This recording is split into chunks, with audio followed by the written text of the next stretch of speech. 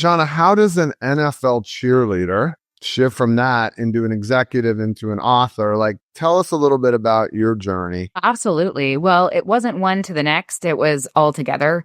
And so from my springboard from college, I ended up interviewing for this job for a small philanthropy that was with a company that was digitizing healthcare. And I remember interviewing for them and thinking, oh gosh, like, do I want to jump into this philanthropy side and, really case working and different things? And the person who was interviewing me said to me, listen, I know you've expressed that you want to be a reporter, but I want to teach you how to tell stories that can save people's lives. And it was like that moment, like I didn't know it then, but that moment would have such an impact on the rest of my life. And so from that point on, I started growing in a philanthropy and helping to develop the initiatives and build the fundraising, all those pieces that was removing barriers to healthcare for children worldwide. The same time I was doing that, by day, by night, I had this love for dance and I wanted to stay in it. So I knocked on the door of the NFL, and the year I tried out as one of 6 candidates who made the team and stayed there in the NFL, paralleling that with my growing career and what I was doing.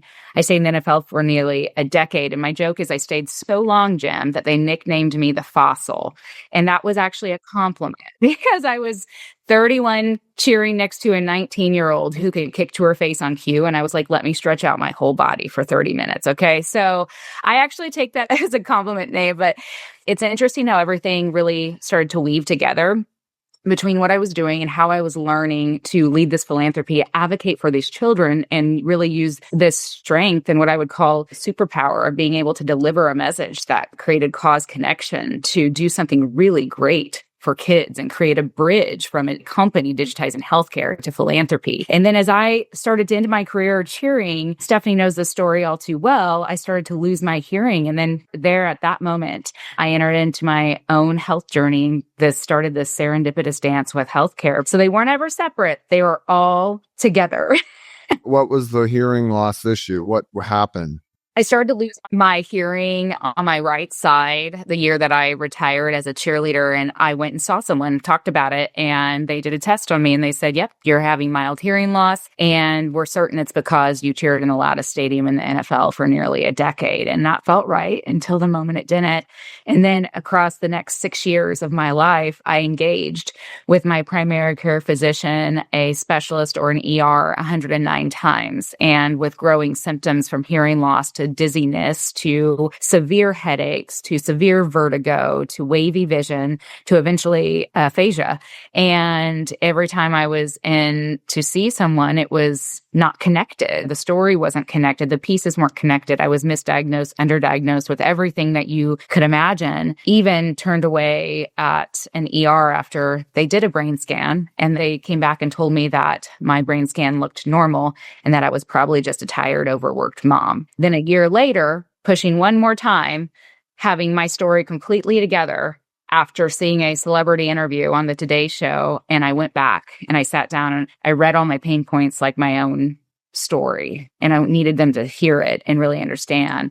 And when I got done, I said, you're going to think I'm crazy, but I think I have a brain tumor. It's like all the knowledge I had gained from working in the space I had, from telling the stories, but then knowing, my right as a patient and really trying to push myself forward. That's what was happening. And the doctor said, I don't think you're crazy. I think I'm supposed to find the answers. And 20 minutes after that MRI he sent me to, I got a very different answer. I had a life-threatening brain tumor the size of a golf ball compressing my brain stem. I mean, it stops me, just even to hear it again. And personally, I went through it with my wife. Maybe, I lost her at the end of last year, and we went through a year of hell trying to figure out what the hell she had. And the story sounds eerily familiar, with the sense that, why do you think they missed it? Like, what the heck? I hear these stories again and again and again. Are we just hoping against hope it's not something like that? First of all, thanks for sharing that, Jim, about that loss. It's hard. And it's hard to even think about those steps that you probably went through and you saw from a caretaker side. And when I answer the question you just laid out, it's, do I think everyone tried to do their best? I do. I think everyone tried to do their best. But I think that it's been really interesting to live through a chapter in our humanity that we had to go through to get to where we're going next, but where we digitized healthcare and we created a lot of noise, and that added to the layers of complexity and didn't do anything for this connection that should be happening. And I think there's a whole bunch of different complex layers to it. And so I think that people tried to do their best. I think that it just was something that I'm hopeful that this next generation of healthcare and with technology, which I have a lot of passion for both, can do better, that there aren't these stories. We want it to be that predictive and be able to have those early diagnoses in order to save lives. I think that for me, the way that I got through it is to take those steps that I could action on, finding that second opinion and getting it through social media, which is wild. That's the point of contact that ended up leading me to the surgery that saved my life. But then along the way too, it's, coming out of the surgery. So I got to the surgery saved my life, but then it also changed it. I came out with permanent hearing loss, with paralysis, with a lot of other things that were happening. And they told me I wasn't going to get back the paralysis and my facial function on my right side. And so that point I was talking about where I stood in front of that mirror, that was my audacious optimism point. I remember walking back and,